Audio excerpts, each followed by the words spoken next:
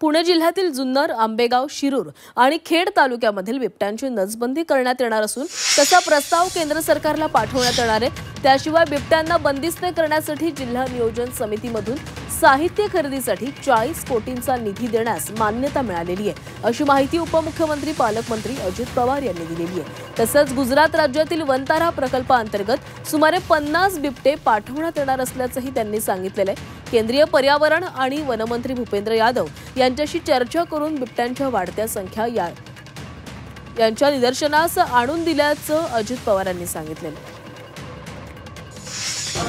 नसबंदीचं पकडून नसबंदी करायची नंबर 1। नंबर 2, तिथं आता 125 बिबटे एका ठिकाणी त्यांना पकडून पिंजऱ्यामध्ये बंदिस्त करायचं नंबर 2। आणि बाकीचे बिबट्यांना पण ते म्हणाले की मी तुम्हाला केंद्राचा निधी देतो, आपल्याला बिबटे पकडावेच लागतील। आत्ता काहीतरी 51 बिबटे वनतारा का काय आहे ना तिकडं ती देण्याचा निर्णय झालेला आहे।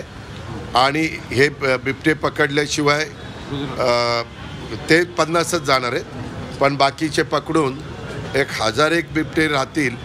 पण त्याच्याकरता जागा आपल्याला शेवटी फॉरेस्टची घ्यावी लागेल।